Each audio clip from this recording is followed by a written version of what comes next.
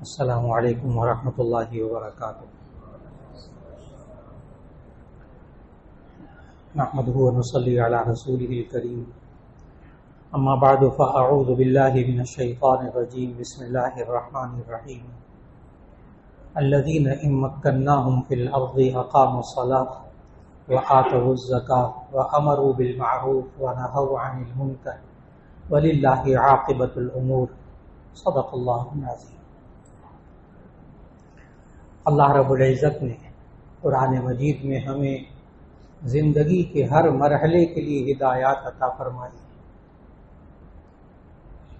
یہاں تک کہ اللہ تعالیٰ انسان کو اپنا وطن دے، اپنا ملک دے، اپنی سرزمین دے اس انسان کو کیا کرنا چاہیے، یہ ہدایات بھی اللہ نے قرآن مجید میں دی۔ ابھی سورۃ الحج 17واں پارہ ہے، سورۃ الحج کی آیت نمبر 41 کی اللہ نے توفیق عطا فرمائی۔ اس میں اللہ تعالیٰ نے ہمیں اصول بتائے کہ اللہ اس انسان کو اگر وطن دے، زمین میں ٹھکانہ دے، حکومت دے، اقتدار دے، اختیارات دے، تو اس انسان کو کیا کرنا چاہیے۔ اور ذہن میں رکھیے گا کہ یہ خالق نے بتایا ہے۔ اپنی رائے کوئی انسان، کوئی مفکر، کوئی سوچ کر اپنی رائے دے، وہ بھی بہت اچھی رائے ہوتی ہے، بڑی قابل قدر ہوتی ہے، لیکن ممکن ہے وہ انسان اپنے ماحول کی سوچ سے بات کر رہا ہو، اپنے خیالات ظاہر کر رہا ہو، وہ ایک ملک کے لیے بہتر ہوں، ایک وطن کے لیے بہتر ہوں، دوسرے ملکوں کے لیے ممکن ہے وہ ناقابل عمل ہوں، لیکن قرآن تو پوری دنیا کے انسانوں کے لیے ہے، ہر وطن کے لیے، ہر قوم کے لیے۔ اس لیے اللہ نے جو اس میں ہدایات دی وہ بھی ایسی ہیں، ہر رنگ اور نسل، کوئی زبان بولنے والا، کسی خطے کا رہنے والا، ہر ایک کے لیے مختصر سی 4 ہدایات دی، کوئی لمبی فہرست بھی نہیں ہے کہ اللہ وطن دے تو ہمیں 4 کام کرنے چاہیے۔ اور آیت کا جب آپ ترجمہ سنیں گے تو معلوم ہوگا کہ یہ 4 کام صرف حکومت کے کرنے کے نہیں، یہ اس وطن میں رہنے والے ہر شخص کی ذمہ داری ہے، کیونکہ ہمارے ہاں یہ ماحول بنا ہوا ہے، ساری الا بلا بگردن حکومت، جس کا اقتدار ہو اسی کو برا بلا کہنا ہے، جو اقتدار سے باہر بیٹھا ہو اس نے دوسروں کو برا بلا کہنا ہے، رواج۔ لیکن خود جو اہل وطن ہوتے ہیں وہ عام طور پر یہ سوال کرتے ہیں ہمیں کیا کرنا چاہیے، ہماری ذمہ داریاں کیا ہیں۔ آج قرآن مجید کی آیت تلاوت کرنے کا مقصد یہی ہے کہ اللہ نے یہ اسلامی جمہوریہ پاکستان کی صورت میں ہمیں ملک دیا، وطن دیا، یہاں آزادی دی، عبادات ادا کرنے کی آزادی، ملکیت کی آزادی، سوچ کی آزادی، مذہبی معاملات کی آزادی، یہاں تک کہ غیر مسلموں کے لیے بھی پاکستان کے اندر آزادی، اور پھر اس کے ساتھ ساتھ ہماری ذمہ داریاں کیا اس وطن کے اندر رہتے ہوئے، اور جن کو اللہ اقتدار دے ان کی ذمہ داریاں کیا۔ اللہ تعالیٰ نے جو آیت میں حکم فرمایا الذین ان مکناہم فی الارض، وہ لوگ کہ جن کو ہم مکان دیں، جگہ دیں، اقتدار دیں، حکومت دیں، وطن دیں، ان کو کیا کرنا چاہیے۔ نمبر 1، الذین ان مکناہم فی الارض، وہ لوگ کہ جن کو ہم زمین میں ٹھکانہ دیں، وطن دیں۔ پہلا کام اقاموا الصلاۃ، نماز قائم کریں، نماز قائم کریں۔ بہت سے حضرات ہوتے ہیں جب یہ باتیں سنتے ہیں نا تو وہ کہتے ہیں مولانا ہم سوچ رہے تھے کہ آپ آج کوئی نئے پوائنٹ بتائیں گے، وہ بیچ میں سے پھر نماز نکل آئی۔ مجھے خود کہتے ہیں مولانا آپ نے بات کو تو ایسے شروع کیا تھا جیسے پتہ نہیں آج کوئی نئے نکات سامنے آئے، اور جب بیچ میں بات آگے چلی تو بیچ میں پھر نماز آ گئی۔ اس کی وجہ عرض کروں، خالی نماز نہیں، اور یہ بات بھی سمجھ میں آ گئی کہ یہ حکومت والوں نے نماز نہیں پڑھنی، وہ تو پڑھیں گے، ان کے ذمہ بھی فرض، اور اہل وطن میں سے ہر ایک پر فرض۔ اس کا اجر اللہ آخرت میں دے گا۔ یہ اقام الصلاۃ کا حکم اللہ نے اہل وطن کو کیوں دیا؟ جب آپ اللہ وطن دے اپنا تو آپ نے کیا کرنا ہے؟ نماز قائم کرنی۔ یہ نماز پڑھنے سے کیا ہوتا ہے؟ اللہ آخرت میں اجر دے گا، سب کو پتہ ہے۔ لیکن ہماری اس زندگی پر، اس وطن پر اس کا کیا اثر ہوگا؟ یہ اللہ نے خود قرآن میں بتایا۔ ہماری نماز پڑھنے سے ہمارے اہل وطن کو کیا فائدہ ہوگا؟ ہر ایک انسان پاکستان میں رہنے والا، کسی بھی وطن میں رہنے والا چاہتا ہے کہ میرے ساتھ برا سلوک نہ کیا، میرے بچوں کے اندر یہ برائی نہ پائی جائے، میری بچیوں کے اندر یہ برائی نہ پائی جائے، ہمارے اندر سے برائی کا خاتمہ ہو جائے۔ ہر ایک شخص چاہتا ہے،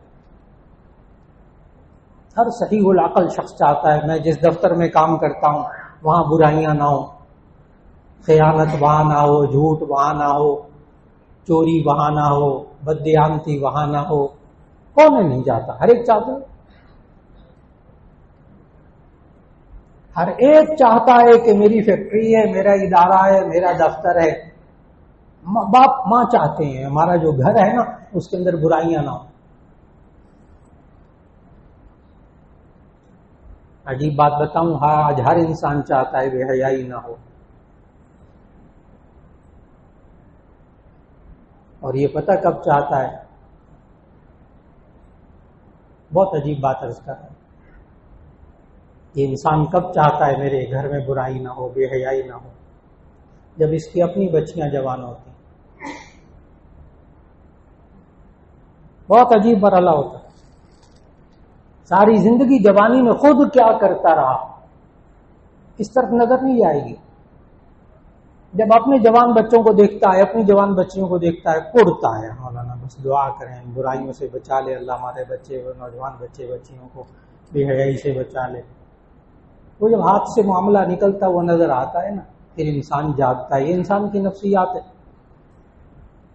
باہر آگ لگتی ہوئی دیکھتا ہے تو انسان کے اندر، وہ دل کے اندر تبدیلی پیدا نہیں ہوتی۔ جب اپنا دامن جلنے لگتا ہے بہت فکر لاحق ہو جاتی ہے، اب میرا اپنا دامن جلنے لگا ہے۔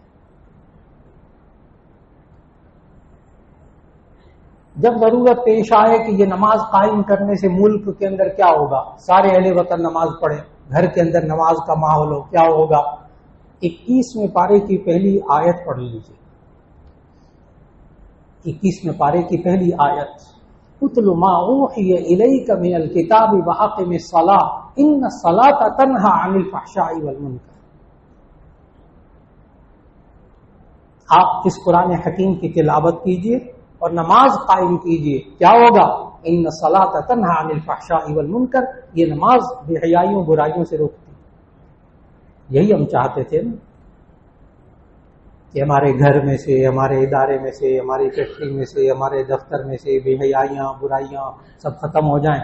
پلیز ساروں کو نماز پہ لگا دیں، یہ نماز خود اپنا کام کرے گی۔ ویسے روکنے والا اللہ ہے، ہمارا ایمان ہے، برائیوں سے بے حیائیوں سے روکنے والا اللہ ہے، لیکن اس آیت کا ترجمہ پتہ کیا ہے؟ ان الصلاۃ تنہی عن الفحشاء والمنکر، یہ نماز روکتی ہے بے حیائیوں برائیوں سے، یہ نماز روکتی، روکنے والا اللہ، روکے گا اللہ ہے، لیکن اللہ نماز کے ذریعے رکوائے گا۔ جہاں ماحول ہوگا وہاں اس کاروبار میں جھوٹ بولنے والے نہیں ہوں گے، اس کاروبار میں بددیانتی کرنے والے نہیں ہوں گے انشاءاللہ. نماز اثر کرے گی اپنا.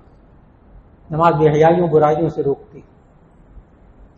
بعض حضرات نے کہا، مجھے کہا براہ راست کہا، مولانا آپ نے بڑا زور لگایا تھا نماز بے حیائیوں برائیوں سے روکتی، مجھے تو نہیں روکتی.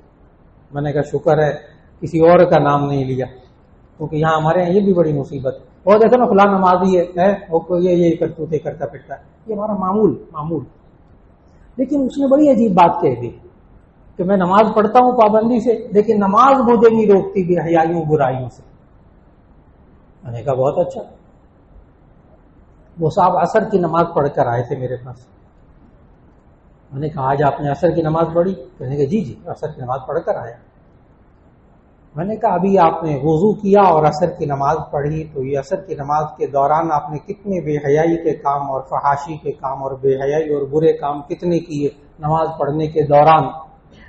کہنے کہ نہیں بالکل نہیں، ایک نہیں کیے، وہ ہم بالکل غلط. میں نے کہا اتنی دیر تو نماز نے روک لیا، ماننا پڑے.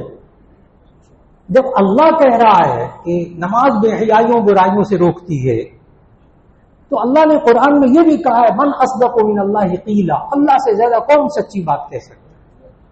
جب اللہ نے کہا روکتی ہے تو یہ روکتی ہے. لاکھ کہے یہ انسان مجھے نہیں روکتی، ایسی خام نہیں روکتی. جتنی دیر نماز پڑھی اتنی دیر روکا ہے.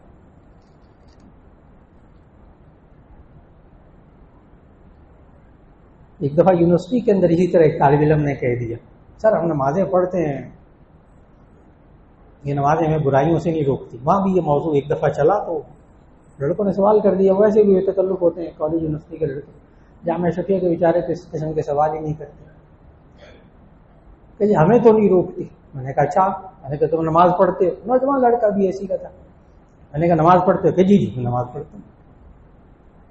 میں نے کہا اگر تم 5 وقت نماز مسجد میں پڑھتے ہو اپنے محلے کی،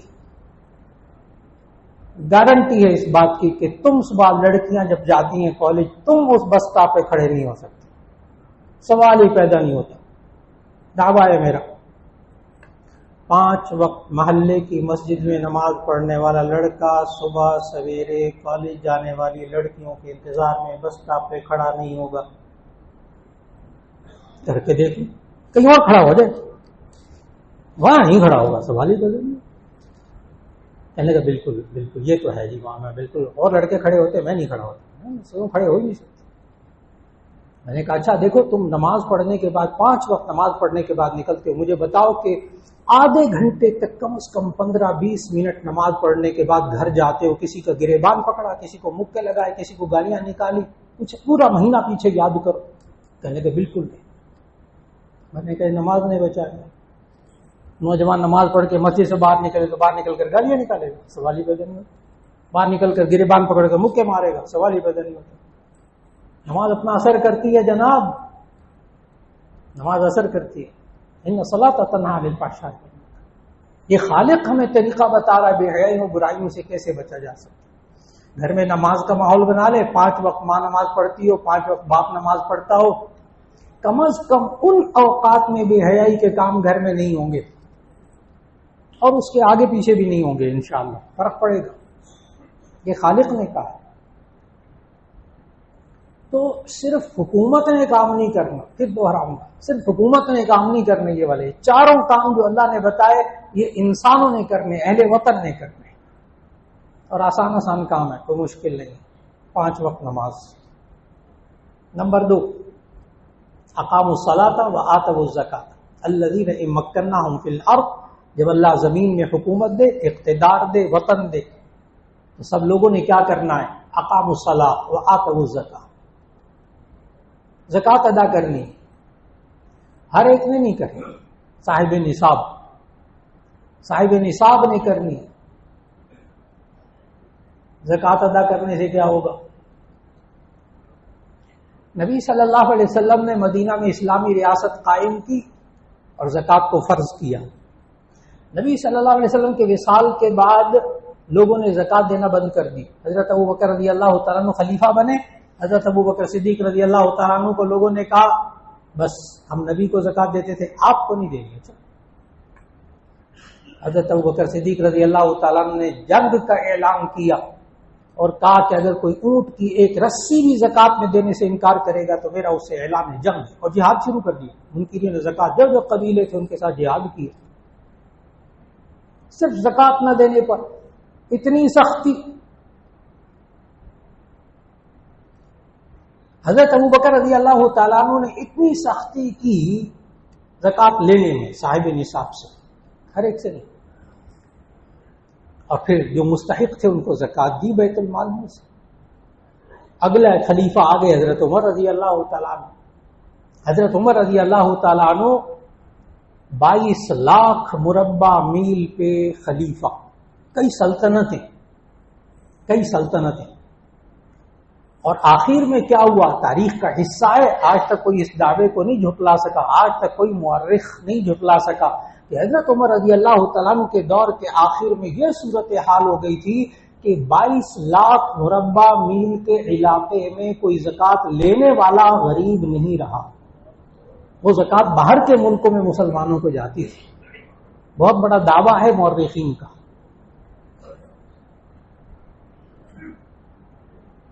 یہ نہیں ہے وہاں کوئی بھوکا نہیں سوتا تھا، 2 وقت کی روٹی ملتی تھی، کوئی غریب نہیں ہوتا تھا۔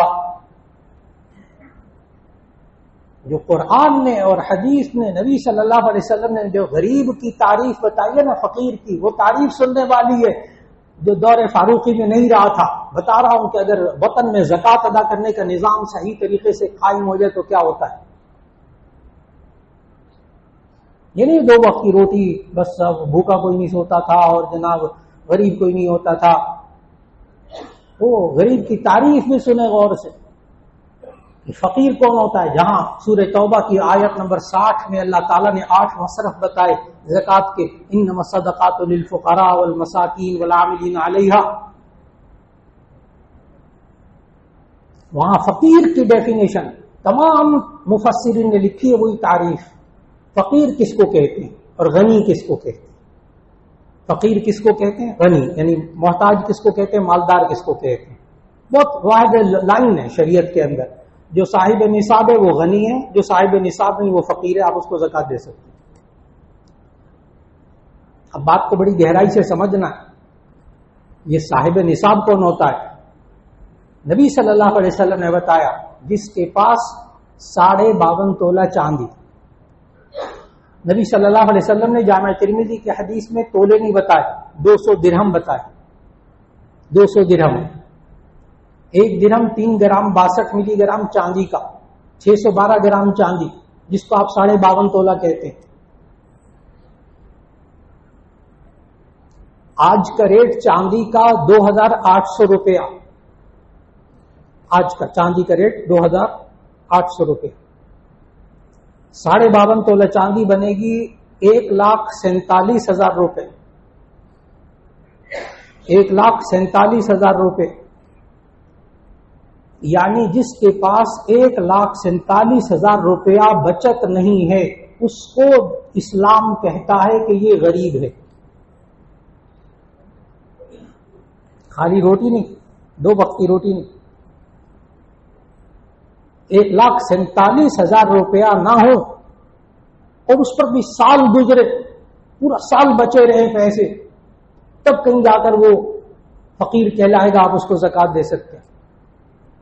اس کا مطلب کیا ہوا کہ حضرت عمر فاروق رضی اللہ تعالیٰ عنہ کے دور میں 20 لاکھ مربع میل کے اندر 20 لاکھ مربع میل کے اندر ہر بندہ اس دور کے 1,47,000 روپے یعنی 200 درہم کا مالک ہوتا تھا۔ 2 وقت کی روٹی نہیں جناب، یہ کوئی معیار نہیں ہے کہ 2 وقت کی روٹی کھانے کو ملے وہ غریب نہیں ہے۔ ایسے درمیان میں لکیر لگائیں گے یہ غریب ہے یہ مالدار ہے۔ 1,47,000 روپے، 200 درہم، اتنے مال کے مالک ہو گئے وہ لوگ۔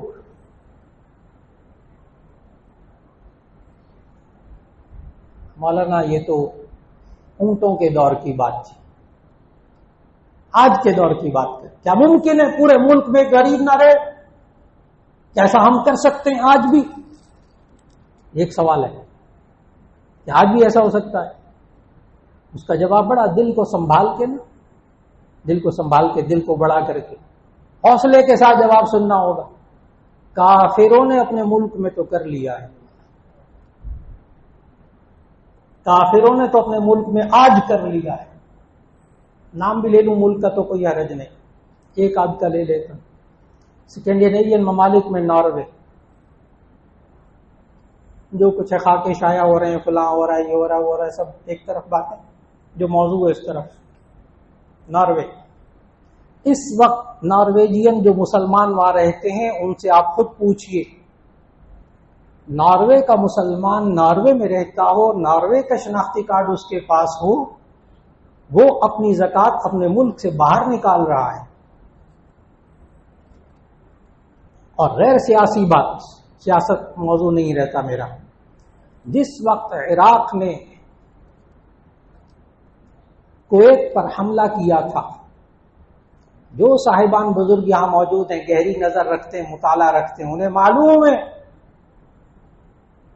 کہ جس وقت عراق نے کویت پر حملہ کیا تھا اس وقت کویت کے اندر کوئی بھی شخص، مسلمانوں کی تعداد بہت بڑی، مسلمان ملک کویت، ایک شخص بھی زکوٰۃ لینے والا کویت میں نہیں تھا۔ بہت اچھی طرح عرض کر رہا ہوں کہ کویت کے اندر ایک اور نازک مسئلہ، کویت کے اندر جس وقت عراق نے حملہ کیا اس وقت کویت کا ایک باشندہ اپنے ملک میں ٹیکس نہیں دیتا تھا، ٹیکس فری اسٹیٹ کویت، اور وہ یہ ملک تھا اس وقت، ہمارے ہاں تو اب پتہ بھی تصور نہیں ہے، وہاں کال فری اسٹیٹ تھا، ٹیلی فون کا بل ہی نہیں ہوتا، مفت کال، مواصلات مفت۔ جس وقت حملہ ہوا، آپ سمجھ گئے حملہ کیوں ہوا، یہ مسلمان طاقتور کیوں ہو رہا ہے، اس کو ختم کر، ساری بات یہ۔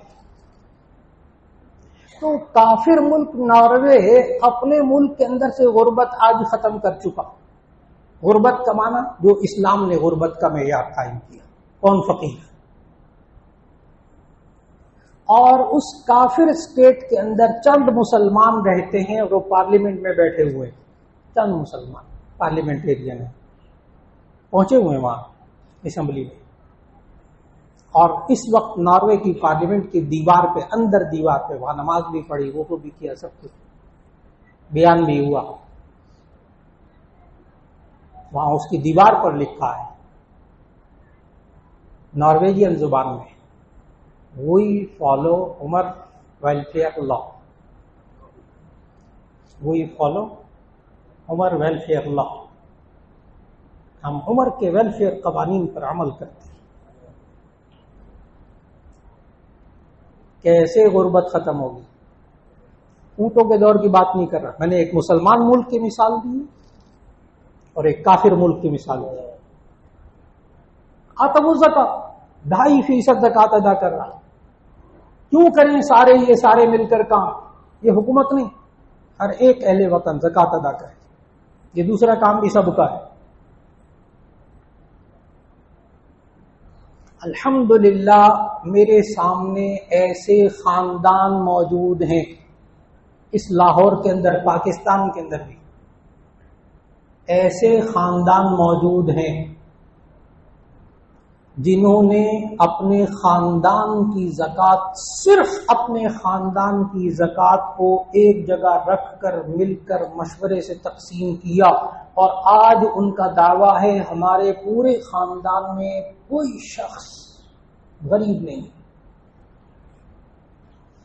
کوئی شخص غریب نہیں ہے، کوئی بیوہ محتاج نہیں ہے، کوئی بے روزگار نہیں ہے، نوجوان بے روزگار نہیں، پورے خاندان میں۔